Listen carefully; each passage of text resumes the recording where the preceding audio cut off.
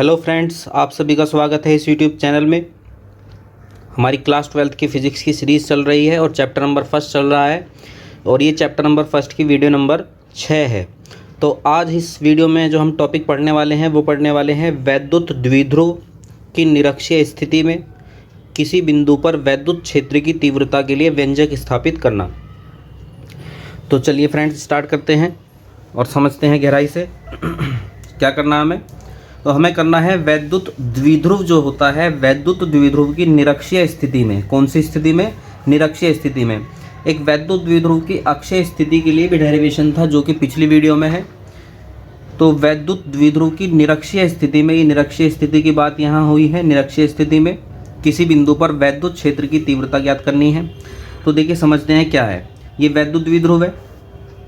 वैद्युत द्विध्रुव मैंने आपको पढ़ाया है कि वैद्युत द्विध्रुव में कितने आवेश होते हैं? 2 आवेश होते हैं, एक माइनस क्यू और एक प्लस क्यू। तो यहाँ हमारे पास 2 आवेश हैं, एक माइनस क्यू एक प्लस क्यू, एक वैद्युत द्विध्रुव है। और ये जो वैद्युत द्विध्रुव है, इस वैद्युत द्विध्रुव की जो निरक्षीय रेखा है, निरक्षीय स्थिति जो है, ये वाली जो स्थिति है, ये कौन सी स्थिति है? अक्षीय स्थिति।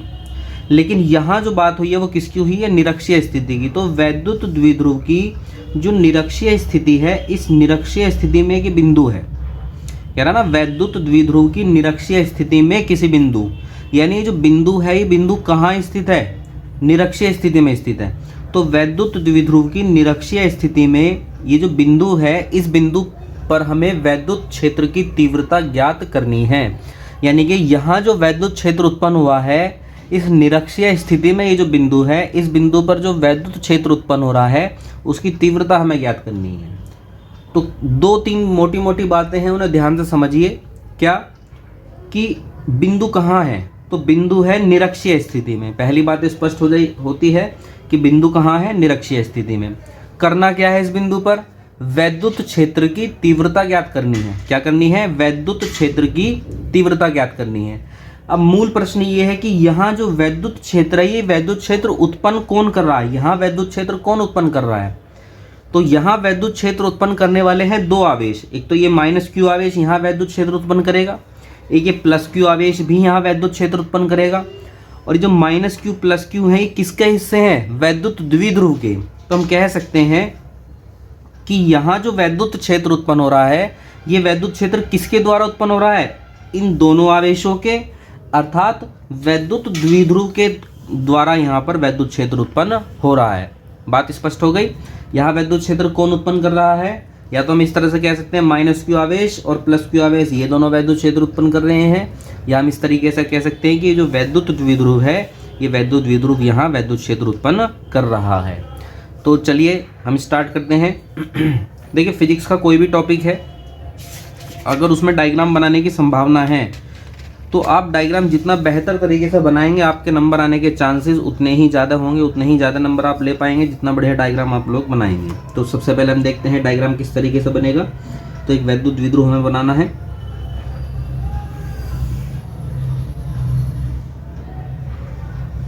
डायग्राम ऐसा हो कि एग्जामिनर कॉपी खोले और कॉपी खोलते ही डायग्राम को देख के ही नंबर दे दे। थ्योरी या डेरिवेशन पढ़ने की उसे ज़रूरत ही ना हो। आप लोग टाइम खर्च करते हैं थ्योरी को रटने में, जबकि टाइम खर्च होना चाहिए डायग्राम को सही तरीके से बनाने में और उसे समझने में। तो ये वैद्युत द्विध्रुव के 2 आवेश हो गए, एक माइनस क्यू आवेश और एक ये प्लस क्यू आवेश। ये इसकी अक्षीय रेखा हो गई।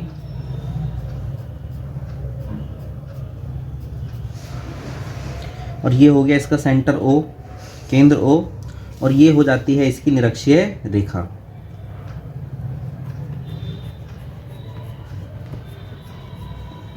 ये हो जाती है इसकी निरक्षीय रेखा। और निरक्षीय रेखा पर, निरक्षीय स्थिति में ये एक बिंदु P है और इस बिंदु P पर हमें वैद्युत क्षेत्र की तीव्रता ज्ञात करनी है। तो यहाँ जो वैद्युत क्षेत्र है भाई, कौन उत्पन्न कर रहा है? ये दोनों, ये और ये। तो एक एक करके हम लेते हैं कि यहाँ देखते हैं। सबसे पहले ये जो माइनस क्यू आवेश है, इस माइनस क्यू आवेश, या चलो पहले इसे देखते हैं कि जो प्लस क्यू आवेश है, इस प्लस क्यू आवेश के द्वारा यहाँ बिंदु P पर, ये जो बिंदु P है, इस बिंदु P पर जो तीव्रता उत्पन्न हो रही है वो देखते हैं। ठीक है।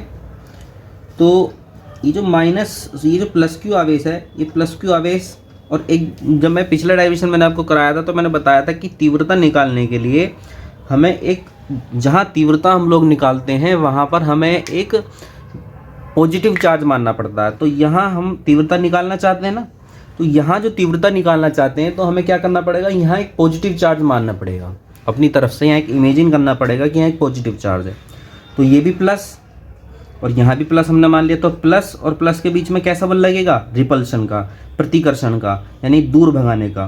तो ये वाला जो आवेश है द्विध्रुव का, ये जो आवेश है यहाँ पर उपस्थित आवेश पर कैसा बल लगाएगा, प्रतिकर्षण का, दूर भगाएगा उसे। तो इसलिए यहाँ जो तीव्रता उत्पन्न होगी उसकी दिशा होगी इस तरीके से, क्योंकि जिस दिशा में बल लगता है उसी दिशा में तीव्रता होती है। तो ये हो गई पहली तीव्रता E1। और ये जो तीव्रता E1 है किसके द्वारा उत्पन्न हुई है, इस पॉजिटिव आवेश के कारण। ठीक है,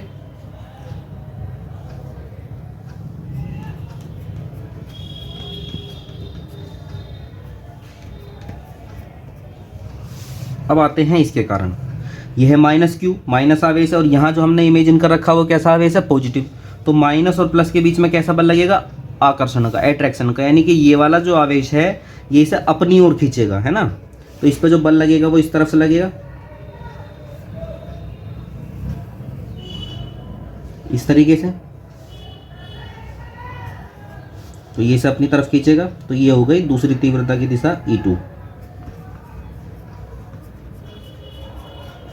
बिल्कुल भी कंफ्यूज होने की जरूरत नहीं है।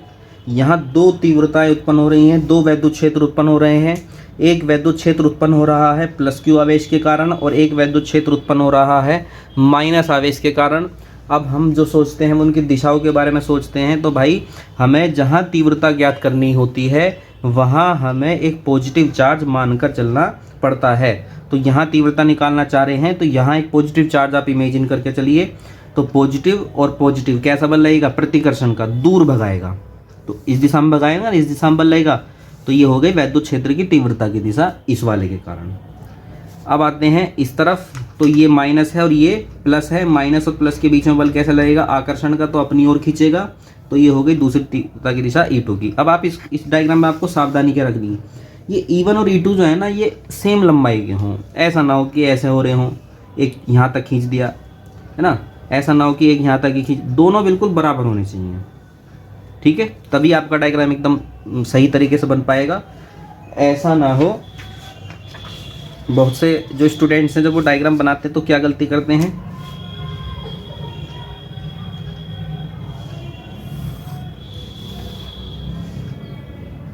वो ये गलती करते हैं कि एक तो बना दिया यहाँ तक, एक बना दिया यहाँ तक, ये छोटे बड़े हो जाते हैं। ऐसा नहीं होना चाहिए, दोनों सेम होने चाहिए, है ना। जैसे ये यहाँ तक है तो ये वाला भी यहाँ तक होना चाहिए। तो ये चीज़ आप ध्यान रखेंगे डायग्राम बनाते समय। अब हम बात करते हैं डिस्टेंस की, दूरियों की। तो जो दोनों आवेश होते हैं, दोनों आवेशों के बीच की दूरी कितनी होती है, 2L। तो आधा आधा डिवाइड कर लेते हैं, ये भी L और ये वाली भी L। भाई टोटल दोनों होती है ना 2L मिला के, माइनस क्यू से प्लस क्यू तक कितनी होती है, 2L। तो आधा आधा डिवाइड कर लिया, ये हो गई L और ये भी हो गई L, तो LL। और ये जो केंद्र O है, इस केंद्र O से बिंदु P तक की जो दूरी है वो मान लेते हैं हम लोग स्मॉल r। कितनी मान लेते हैं, स्मॉल r। देखो ये जो दूरियां हैं तो बहुत सरल सी हैं, तो हमें समझ में आ ही गई होंगी कि कौन कितनी कितनी दूरियां हैं ये। तो टोटल थी 2L में से यहाँ तक L और यहाँ से फिर यहाँ तक L। तो ये दूरियां तो हमें आसानी से समझ में आ गई हैं। और ये जो सेंटर है, सेंटर O से लेके बिंदु P तक की जो दूरी है वो हो गई स्मॉल r। अब जो हमें समझनी है वो ये समझनी है कि इस बिंदु P से आवेश प्लस Q तक की दूरी कितनी है, यहाँ से यहाँ तक की दूरी। भाई क्योंकि जिस बिंदु पर हमें तीव्रता ज्ञात करनी है वो ये है और हमारा आवेश जो है वो ये है, तो यहाँ से यहाँ तक की दूरी पता होनी चाहिए ना हमें। यहाँ से यहाँ तक की दूरी कितनी होगी, तो यहाँ से यहाँ तक की जो दूरी हम लोग निकालेंगे वो कैसे निकालेंगे, तो वो निकालेंगे हम पाइथागोरस प्रमेय से। पाइथागोरस प्रमेय क्या कहती है, पाइथागोरस प्रमेय कहती है कि कर्ण का स्क्वायर इज इक्वल टू लंब का स्क्वायर प्लस आधार का स्क्वायर। देखिए एक तो लाइन ये हो गई, ठीक, एक ये हो गई और एक ये हो गई, तो त्रिभुज बन गया ना। ये एक त्रिभुज बन गया, समकोण त्रिभुज है, इसमें 90 डिग्री का एंगल है ये वाला, तो समकोण त्रिभुज हो गया है। और समकोण त्रिभुज में ये तो हो गया कर्ण, ये हो गया लंब और ये हो गया आधार। तो कर्ण इज इक्वल टू लंब का स्क्वायर। लंब कौन है? लंब है ये, यानी आर का स्क्वायर। आधार कौन है? ये है आधार, यानी कि एल, एल का स्क्वायर। तो ये कर्ण का स्क्वायर, तो कर्ण बराबर क्या आ जाएगा? कर्ण इज इक्वल टू आ जाएगा under root R square plus L square. इसका जो स्क्वायर है वो इधर अंडर रूट बन जाएगा। तो ये जो डिस्टेंस है ये क्या है? कर्ण ही तो है, और कर्ण का मान कितना आ गया है? कर्ण का मान आया है under root R square plus L square. जो वैल्यू इसके लिए है वही सेम टू सेम यहाँ आएगी, क्योंकि जैसे ये है वैसी सेम टू सेम ये है। तो ये भी वैल्यू कितनी है? ये भी है under root R square plus L square. तो यहाँ तक इतनी बातें समझ में आ गई होंगी। एक बार दोबारा से मैं आपको स्पष्ट करा देता हूँ, दोबारा से रिवाइज करा देता हूँ कि ये हमारा द्विध्रुव था, 2L दूरी थी जिसमें से L और L। इस वाले आवेश के कारण जो तीव्रता है वो E1 है, इस वाले आवेश के कारण जो तीव्रता है वो E2 है। डायरेक्शंस किस तरह से निकाली हैं? तो यहाँ एक पॉजिटिव चार्ज मान लीजिए, पॉजिटिव पॉजिटिव के बीच में प्रतिकर्षण ऐसे, तो ये हो गए E1। नेगेटिव और पॉजिटिव के बीच में आकर्षण इस तरीके से, तो ये हो गए E2। तो यहाँ तक हमारा जो डायग्राम है वो हो जाता है ख़त्म। अब हम देखते हैं, आगे चलते हैं। ये एंगल मान लिया हमने थीटा, और ये एंगल भी मान लिया हमने थीटा, ठीक है। अब चलते हैं आगे, और आगे जो डायग्राम है वो बड़ा ही महत्वपूर्ण है। यदि समझ में नहीं आता है तो बड़ी कठिनाई होगी इस डेरिवेशन को करने में, तो आप ध्यान से समझिएगा, कोशिश हम पूरी करेंगे समझाने की। देखिए अब समस्या क्या आती है? समस्या ये है कि हम जानते हैं कि किसी भी बिंदु पर तीव्रता जो होती है, मान लीजिए ये एक बिंदु है, इस बिंदु पर दो तीव्रताएं उत्पन्न हुई, एक E1 और एक E2। अब E1 और E2 जो हैं ये दोनों हैं सेम डायरेक्शन में। तो यदि दो तीव्रताएं सेम डायरेक्शन में होती हैं तो उन दोनों को जोड़कर नेट मान निकाल दिया जाता है। नेट मान is equal to E1 plus E2, ठीक, क्योंकि सेम डायरेक्शन में। मान लीजिए एक बिंदु है, यहाँ तीव्रता उत्पन्न हुई E1 और यहाँ तीव्रता उत्पन्न होती है E2। ये अपोजिट डायरेक्शन में है, तो नेट मान कैसे निकालेंगे? घटा के निकालेंगे कि E1 माइनस E2। यहाँ क्या कर दिया था हमने? जोड़। क्यों? क्योंकि दोनों सेम डायरेक्शन में थी। यहाँ क्या कर दिया हमने? माइनस। क्यों? क्योंकि दोनों क्या थी? अपोजिट डायरेक्शन में थी। अब यहाँ समस्या ये हो रही है कि ये जो E1 और E2 हैं, ना तो ये सेम डायरेक्शन में है कि हम इन्हें जोड़ के नेट मान बना लें। क्या ये दोनों एक समान दिशाओं में है? सेम डायरेक्शन में तो नहीं है ये। तो चूंकि सेम डायरेक्शन में नहीं है तो इन्हें हम जोड़ के नेट मान नहीं निकाल सकते। क्या ये दोनों अपोजिट डायरेक्शन में है? तो अपोजिट भी नहीं है, एक दूसरे के विपरीत भी नहीं है कि हम इन्हें घटा के नेट मान निकाल लें। तो समस्या यहाँ उत्पन्न हो जाती है कि ना तो ये दोनों सेम दिशाओं में हैं और ना ही ये दोनों अपोजिट डायरेक्शंस में हैं, ठीक है। तो अब इसलिए हमें इनका नेट मान निकालने के लिए क्या करना पड़ेगा? इनके बनाने पड़ेंगे घटक, अवयव, और वो चीज़ आपको बहुत ही ध्यान से समझनी है। अगर वो समझ नहीं आ रही है तो फिर आप कंफ्यूज रहेंगे। तो आप ध्यान से समझिएगा। पहले मैं इस E1, ये जो E1 है, इस E1 के घटक तोड़ता हूँ, ठीक है। और ध्यान से समझिएगा, E1 जो है, जब तीव्रता E1 है, इसके घटक तोड़ते हैं। तो घटक तोड़ने के लिए आपको किस तरीके से करना पड़ेगा? सबसे पहले एक लाइन खींचिएगा इस तरीके से,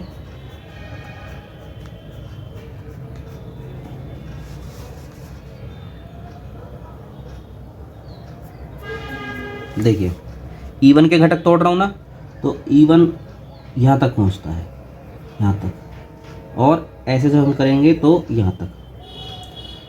तो E1 के दो घटक बनेंगे, एक तो E1 का घटक बनेगा ये, और एक E1 का घटक बनेगा ये। समझ में आया किस तरीके से? इस तरीके से यहाँ पहुँचेंगे और इस तरीके से यहाँ पहुँचेंगे। तो एक घटक ये हो गया, एक घटक हो गया ये। अब देखिए ये एंगल है ना थीटा, तो ये एंगल भी थीटा होना चाहिए। समझ पा रहे हैं? ये एंगल थीटा है। यदि ये एंगल थीटा है तो ये एंगल भी क्या होगा? थीटा होगा। भाई ऐसे ही तो चल रहे हैं ना। ये लाइन थी, ये यहाँ आ गई, और ये थी, ये तो चल ही रही है।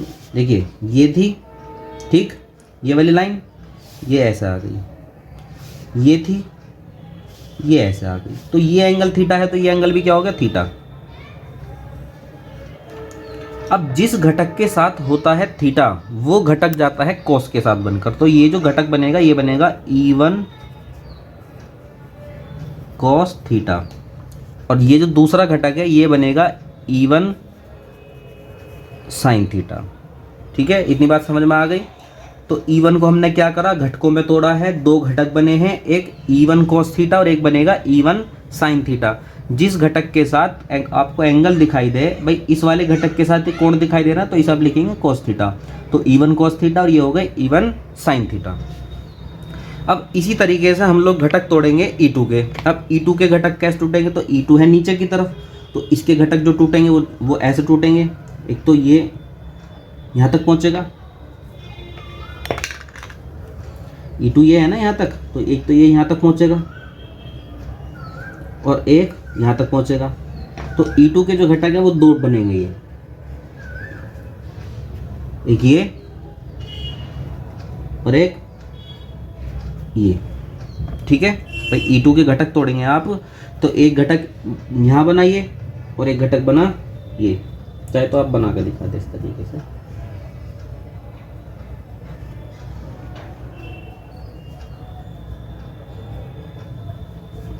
ये घटक बन गया। ठीक है, अब इसमें ये एंगल थीटा है, ये एंगल थीटा है ना, तो ये वाला एंगल थीटा होगा। क्यों, जेड के बारे में आप समझते होंगे, एंगल जेड किस तरीके से बनाया जाता है। इस तरीके से होता है, यदि ये थीटा होता है तो ये थीटा होता है ना इस तरीके से, यदि ये थीटा तो ये थीटा। ठीक, यही कंडीशन ये बन रही है, देखिए जेड बन रहा है, तो अगर ये थीटा है तो ये थीटा है। अब फिर दोबारा घटक तोड़ेंगे, घटक के नाम लिखेंगे। अब E2 के इस वाले घटक के साथ तो एंगल लगा हुआ है, तो ये बन गया E2 cos थीटा, और इस वाले घटक के साथ नहीं है तो ये बन जाएगा E2 साइन थीटा। समझ में आया किस तरीके से हमने बनाया है, कि हमने E1 के घटक तोड़े दो, एक ये और एक ये। E2 के घटक तोड़े दो, एक ये और एक ये। यहाँ ये एंगल थीटा था तो ये वाला एंगल थीटा हो गया, तो इसलिए यहाँ आ गया E1 cos थीटा, यहाँ रह गया E1 साइन थीटा। ये एंगल थीटा था तो ये एंगल थीटा हो गया, इसलिए यहाँ आ गया E2 cos थीटा और ये आ गया E2 साइन थीटा। ठीक है, तो ये हमारा हो गया है अभी डायग्राम कंप्लीट। तो अगर आपको डायग्राम समझ में आ गया है तो हम चलते हैं आगे, और अगर नहीं आया है तो आप मुझे कमेंट बॉक्स में ज़रूर बताइएगा कि डायग्राम समझ आया है या फिर नहीं आया है। देखिए, अगर आप कमेंट्स नहीं करके बताएंगे तो हम लोग मोटिवेट कैसे होंगे नई वीडियो बनाने के लिए। तो आप कमेंट्स ज़रूर कीजिए और बताइए कि आपको चीज़ें समझ आ रही हैं या फिर नहीं आ रही हैं। तो चलिए अब हम इसको लिखना शुरू करते हैं। क्या क्या हमने लिखा, क्या क्या पढ़ा है। तो सबसे पहले हम बताएंगे कि माना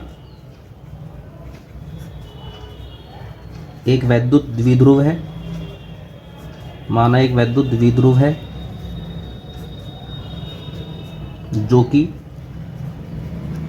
किससे मिलकर बना था, माइनस क्यू आवेश और प्लस क्यू आवेश से, जो कि माइनस क्यू आवेश व प्लस क्यू आवेश से मिलकर बना है। ठीक, अब हमें करना क्या है, वो चीज़ लिखनी है कि हमें करना क्या था। हमें करना ये था कि इसकी निरक्षीय स्थिति में एक बिंदु P है, इस वैद्युत द्विध्रुव की निरक्षीय स्थिति में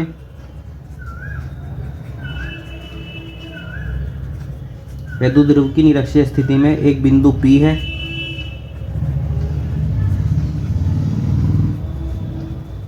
जिस पर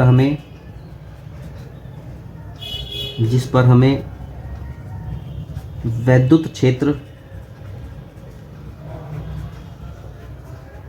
की तीव्रता ज्ञात करनी है। ठीक है, तो इस तरीके से आप इतनी बातें लिखिए, ये बहुत सफिशिएंट है, इससे ज़्यादा लिखने की ज़रूरत नहीं है। भाई देखिए, हमने डायग्राम क्यों बनाया है, डायग्राम इसीलिए तो बनाया है कि हम बातें बताना चाह रहे हैं, और फिर डायग्राम बनाने के बाद यदि हम सारी चीज़ें लिखेंगे तो क्या फ़ायदा। तो हमने जितनी बातें लिखी हैं सफिशिएंट है, आप इतनी ही बातें लिखिए, कोई रट्टा मारने की ज़रूरत नहीं है, कोई ये नहीं कि हमें रट्टा मारना है, याद करना है। आप जो देख रहे हैं दो चार बातें लिख दीजिए कि एक माइनस क्यू एक प्लस क्यू से मिलकर बना हुआ एक वैद्युत द्विध्रुव है, और इसकी निरक्षीय स्थिति में एक बिंदु P है जिस पर हमें वैद्युत क्षेत्र की तीव्रता ज्ञात करनी है। अब क्या बताएंगे, अब ये हम बताएंगे कि प्लस क्यू आवेश के कारण तीव्रता कितनी थी E1, और माइनस क्यू आवेश के कारण तीव्रता कितनी थी E2। तो बिंदु P पर प्लस क्यू आवेश के कारण वैद्युत क्षेत्र की तीव्रता E1 तथा -q आवेश के कारण तीव्रता E2 है। ठीक है, -q वाले के कारण कितनी है? E2 है, और +q वाले के कारण कितनी है? E1 है। आगे बता देंगे E1 के घटक। बताओ E1 के घटक क्या थे? एक E1 साइन थीटा और एक E1 कॉस थीटा। E1 के घटक E1 साइन थीटा व E1 कॉस थीटा हैं, जबकि E2 के घटक बताइए क्या क्या थे? E2 साइन थीटा व E2 कॉस थीटा है। ठीक है, E1 साइन थीटा व E2 कॉस थीटा है। सॉरी, E2 साइन थीटा व E2 कॉस थीटा। भाई बता दीजिए ना कि भाई E1 के घटक तो देखो ये दोनों हैं और E2 के घटक ये दोनों हैं। अब सबसे इंपॉर्टेंट बात समझने की क्या है कि जो E1 साइन थीटा और E2 साइन थीटा जो है, देखिए ये तो दोनों अपोजिट हैं भाई।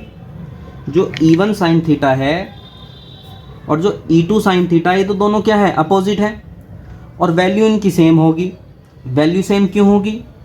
क्योंकि -q आवेश की यहाँ से यहाँ तक डिस्टेंस +q आवेश की यहाँ से यहाँ तक डिस्टेंस सेम है। भाई डिस्टेंस सेम है ना, और चार्ज दोनों सेम है। जितना मान इसका है उतना ही मान इसका। तो देखिए E1 E2 के मान सेम रहेंगे। जितना मान E1 का है उतना ही मान E2 का होगा। वैल्यू सेम आएगी, क्योंकि जितनी दूरी इसकी है इतनी दूरी इसकी है। सेम दूरियां हैं, सेम आवेश है, तो E1 E2 की वैल्यू क्या है? सेम है। चूंकि E1 E2 की वैल्यू सेम है, इसलिए E1 sine theta E2 sine theta की वैल्यू सेम है। और ये दोनों है कैसे? अपोजिट है। E1 साइन थीटा और E2 साइन थीटा के मान बराबर हैं, वैल्यू सेम है, लेकिन डायरेक्शन अपोजिट है। तो ये दोनों क्या होंगी? आपस में ही एक दूसरे को कैंसिल करके निरस्त हो जाएंगी। जबकि E1 cos थीटा और E2 cos थीटा क्या है? ये दोनों सेम डायरेक्शन में है, इसलिए ये दोनों क्या होंगी? जुड़ जाएंगे। देखिए बेसिक सी बात, बहुत सिंपल सी बात है कि E1 साइन थीटा और E2 साइन थीटा क्या है? आपस में अपोजिट डायरेक्शन में है। अपोजिट होने के कारण एक दूसरे को ये कैंसिल कर देंगी। और E1 cos थीटा और E2 cos थीटा क्या है? आपस में सेम डायरेक्शन में है, इसलिए ये दोनों आपस में जुड़ जाएंगी। तो ये बात हम यहाँ लिखेंगे, ये बात हम यहाँ लिखते हैं, चूंकि E1 साइन थीटा व E2 साइन थीटा के मान बराबर हैं तथा ये दिशा में विपरीत हैं। दिशा में विपरीत हैं, इसलिए ये परस्पर निरस्त हो जाते हैं। यानी कि दोनों ने क्या कर दिया? आपस में एक दूसरे को कैंसिल कर दिया। E1 cos थीटा तथा E2 cos थीटा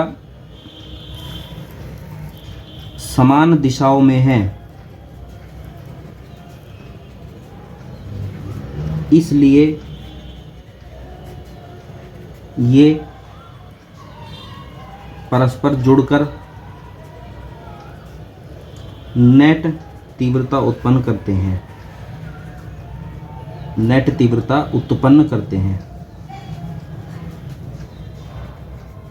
तो आप समझ गए होंगे बात क्या कहना चाह रहे हैं कि जो E1 साइन थीटा था और E2 साइन थीटा जो था वो तो हो गया आपस में कैंसिल, क्योंकि दोनों अपोजिट थे। और जो E1 cos थीटा और E2 cos थीटा जो थे ये दोनों सेम डायरेक्शन में थे, और सेम डायरेक्शन में होने के कारण क्या हो गया? दोनों आपस में जुड़ गए, और ये दोनों जुड़कर क्या करेंगे? नेट तीव्रता को उत्पन्न करेंगे। तो नेट तीव्रता कैसे निकलेगी? नेट तीव्रता हमें पता चला कि भाई जो E1 cos थीटा था और जो E2 cos थीटा था, इन दोनों को जोड़ना पड़ेगा हमें नेट तीव्रता निकालने के लिए, क्योंकि दोनों सेम डायरेक्शन में है। तो यहाँ क्या होगा? यहाँ cos थीटा कॉमन आ गया। ठीक है, cos थीटा क्या होगा? कॉमन आ गया।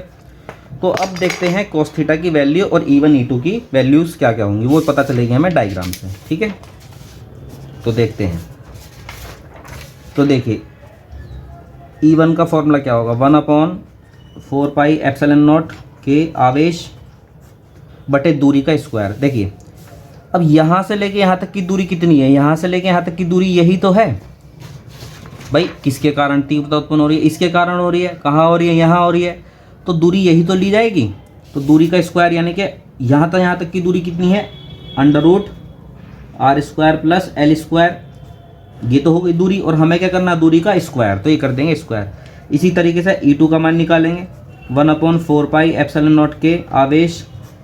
अब यहाँ से यहाँ तक की दूरी, तो यहाँ से यहाँ तक की दूरी भी यही है, सेम है, तो √r² प्लस L² और फिर इसका स्क्वायर। तो ये हो गई दूरी का स्क्वायर। देखिए समझ लीजिए आराम से, कोई दिक्कत नहीं है। 1/4πε0 के आवेश बटे दूरी का स्क्वायर करना होता है हमें। दूरी कितनी है, दूरी है √r² प्लस L², ये है दूरी। अब दूरी का स्क्वायर करेंगे ना तो ये आएगा। तो ये तो हो गए तीव्रता E1 E2 के मान हो गए। अब निकालते हैं cos थीटा का मान। cos थीटा का मान क्या है, cos बराबर क्या होता है, cos बराबर होता है आधार बटे कर्ण। ठीक है, तो आधार कौन है, आधार है ये, यही तो आधार है भाई। ये तो हो गया लंब, कोण के सामने वाला लंब होता है, ये लंब हो गया, ये कर्ण हो गया, ये आधार। तो आधार है L और कर्ण है ये √r² प्लस L²। तो चलिए मान रखते हैं। अब क्या क्या मान आए हैं हमारे, हमें E1 E2 के मान रखने हैं। तो E1 का मान है, E1 का मान क्या आया था, E1 का मान आया था 1/4πε0 के Q √r² प्लस L² का होल स्क्वायर, प्लस E2 का मान रखते हैं 1/4πε0 के Q √r² प्लस L² का होल स्क्वायर। ये तो हो गए E1 और E2 के मान, इंटू cos थीटा। अब cos थीटा का मान भी तो रखना है, और cos थीटा का मान क्या था, cos थीटा का मान था L upon √r² plus L²। चलिए ये हो गए हैं हमारे मान। अब चलते हैं आगे। तो देखिए अंडर रूट से स्क्वायर कैंसिल हो जाएगा, और इसी तरह से यहाँ अंडर रूट से स्क्वायर कैंसिल हो जाएगा। तो यहाँ क्या बचेगा, 1/4πε0 के Q, अंडर रूट से स्क्वायर कैंसिल हो जाएगा, अंडर रूट से स्क्वायर कैंसिल हो जाएगा। ठीक है, तो क्या बचा, r² प्लस L² प्लस 1/4πε0 के, यहाँ भी अंडर रूट से स्क्वायर कैंसिल हो जाएगा, ये अंडर रूट है और ये स्क्वायर कैंसिल हो जाएगा। तो क्या बचेगा, r² प्लस L²। ठीक है, ये है L, और ये जो अंडर रूट है, अंडर रूट को हम क्या लिख लेते हैं, अंडर रूट को हम लिख लेते हैं पावर 1/2। अंडर रूट का मीनिंग क्या होता है, पावर 1/2। अब चलते हैं हम लोग आगे। ये तो दोनों एक जैसी टर्म्स हो गई हैं, तो एक जैसी टर्म हो गई तो क्या लिखेंगे, 1/4πε0 के, भाई देखो सेम है ना बिल्कुल। तो चूंकि ये बिल्कुल सेम है तो क्या लिख लेते हैं आगे, 2 भाई, एक ये और एक ये, दो। ठीक है भाई, सेम है ना दोनों, तो सेम है तो एक बार लिख के क्या लिख देते हैं, यहाँ पे 2 लिख देते हैं। और इधर क्या चल रहा है, तो यहाँ तक बात समझ में आ गई। तो चलती है आगे, चलते हैं। अब देखिए ये जो है 1/4πε0 के, और ये जो 2 है ना, ये 2 कहाँ से आया है, ये 2 भैया इसलिए आया है क्योंकि ये दोनों हमने जोड़ लिए हैं। जोड़ने के बाद क्या होगा, सेम ही तो है, तो एक बार लिख लेंगे। 2 बार थे, 2 में से एक बार लिख लिया क्योंकि दोनों सेम है, और एक बार ये, तो इसलिए क्या आ गया, 2 आ गया है। अब ये जो 2 है ना, ये लिख रहे हैं हम लोग L के साथ। किसके साथ लिख रहे हैं, L के साथ। 2L लिख लिया हमने, ये 2 Q की जगह किसके साथ लिख लिया, L के साथ। अब क्या बचा यहाँ पे, r² L², और इधर भी r² L²। यहाँ लेकिन पावर है 1/2, और यहाँ पावर कितनी थी, 1। तो 1 पावर और 1/2 पावर को जोड़िए तो 1 + 1/2, तो ये कितना आ जाएगा, 3/2। भाई 1 और आधा क्या होता है, 1.5 का मतलब 3/2। 1 और आधा कितना आ गया, 1.5, और 1.5 को क्या लिख सकते हैं, 3/2। तो ये r² + एल स्क्वायर की जो पावर है ये कितनी आ गई, 3/2 आ गई है। पहले कितनी थी, 1 थी और आधी यहाँ थी, तो 1 और आधी को जोड़ के कितनी हो गई, 3/2 हो गई है। ठीक है, अब पिछले डेरिवेशन की तरह चूंकि L square is less than R square की एल स्क्वायर की वैल्यू क्या बहुत ज़्यादा छोटी है, इसलिए एल स्क्वायर को छोड़ने पर हम क्या कर रहे हैं, यहाँ पर एल स्क्वायर को छोड़ देते हैं, तो क्या बचेगा 1/4 पाई एप्सिलॉन नॉट के। और Q इंटू 2L किसके बराबर है, याद कीजिए, Q इंटू 2L बराबर होता है P के, वैद्युत द्विध्रुव आघूर्ण के। ठीक है, तो मैं यहाँ लिख देता हूँ चूंकि P इक्वल टू क्या होता है, Q इंटू 2L वैद्युत द्विध्रुव आघूर्ण। ठीक है, तो यहाँ रख दिया मैंने Q इंटू 2L की जगह क्या आ गया P, और एल स्क्वायर यहाँ छोड़ देंगे तो क्या बनेगा, R की पावर देखिए स्क्वायर थी, एल स्क्वायर तो छोड़ दिया, अब कितनी पावर और बच रही है यहाँ पे, 3/2। तो इस 2 से 2 क्या होगा, कैंसिल हो जाएगा। ठीक है, तो 1/4 पाई एप्सिलॉन नॉट के, इस 2 से 2 क्या हो गया, कैंसिल हो गया, तो कुल मिला के आर की पावर कितनी बचती है, 3। तो ये आ गया है वैद्युत क्षेत्र की तीव्रता के लिए फॉर्मूला। और ये फॉर्मूला कहाँ आया है, ये आया है वैद्युत द्विध्रुव की निरक्षीय स्थिति में किसी बिंदु पर तीव्रता के लिए फॉर्मूला। अब इस फॉर्मूले में एक बात याद रखने की ये है, देखिए आप याद कीजिए कि जो वैद्युत द्विध्रुव आघूर्ण जो मैंने पढ़ाया था P, इसकी दिशा मैंने क्या बताई थी, -Q से +Q की ओर। तो -Q ये है, +Q ये है, तो -Q से +Q की ओर ये जो डायरेक्शन है, ये डायरेक्शन किसकी है, ये तो है P की, वैद्युत द्विध्रुव आघूर्ण की डायरेक्शन है। और यहाँ जो वैद्युत क्षेत्र जो उत्पन्न हुआ है, वैद्युत क्षेत्र जो उत्पन्न हो रहा है, ठीक है, यहाँ जो वैद्युत क्षेत्र उत्पन्न हो रहा है, उस वैद्युत क्षेत्र की जो डायरेक्शन है, वैद्युत क्षेत्र इस दिशा में उत्पन्न होगा ना, क्योंकि इन दोनों को जोड़ा था हमने, तो जो वैद्युत क्षेत्र उत्पन्न होगा वो किस दिशा में उत्पन्न होगा, नेट रूप से इस दिशा में, इस दिशा में। ठीक है, तो देखिए दोनों कैसे हैं, दोनों बिल्कुल एक दूसरे के अपोजिट हैं, कि जो वैद्युत द्विध्रुव जो आघूर्ण है उसकी डायरेक्शन तो ऐसे है, और जो नेट तीव्रता उत्पन्न हुई है उसकी डायरेक्शन ऐसे है। ठीक है, तो यहाँ हमें लिखना चाहे लिख भी सकते हैं कि यहाँ नेट वैद्युत क्षेत्र की दिशा वैद्युत द्विध्रुव आघूर्ण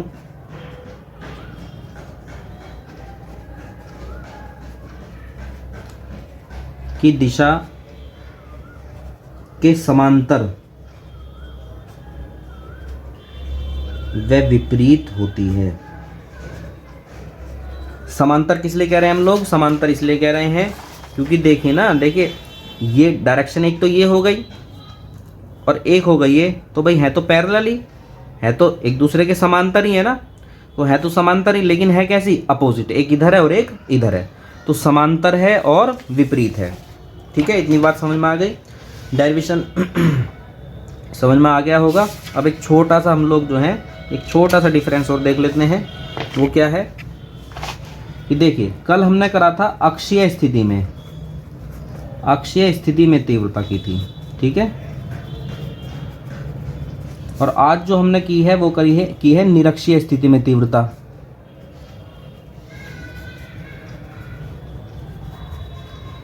तो अक्षीय स्थिति में तीव्रता का जो फॉर्मूला था वो था 1/4 पाई एप्सिलॉन नॉट के 2p अपॉन r3, और यहाँ जो फॉर्मूला बना है निरक्षीय में वो बना है 1/4 pi epsilon not p upon r3। दोनों फॉर्मूलों में क्या डिफरेंस नज़र आ रहा है आपको कि अक्षीय स्थिति में जो तीव्रता थी वो कितनी थी, और निरक्षीय स्थिति में जो तीव्रता है वो कितनी है, यानी अक्षीय वाली क्या है, 2 गुनी है। ठीक है, अक्षय वाली जो तीव्रता है वो क्या है, 2 गुनी है। तो इस प्रकार से ये था हमारा निरक्षीय स्थिति का डेरिवेशन। ठीक है, एग्जाम में ये पूछा जाता है, मैं इसका क्वेश्चन जो है आपको इस तरह से लिख देता हूँ। आप नोट्स बिल्कुल जैसे मैंने किया है आप बिल्कुल इसी तरीके से कीजिए, एक बेहतरीन सा डायग्राम बनाइए, और नोट्स मैंने आपके लिए साथ साथ बना दिए, आप उतारते चले जाइए वीडियो के साथ साथ ही। ठीक है, क्वेश्चन क्या आता है कि वैद्युत द्विध्रुव की निरक्षीय स्थिति में,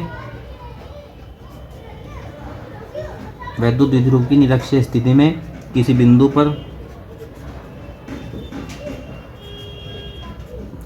पर वैद्युत क्षेत्र की तीव्रता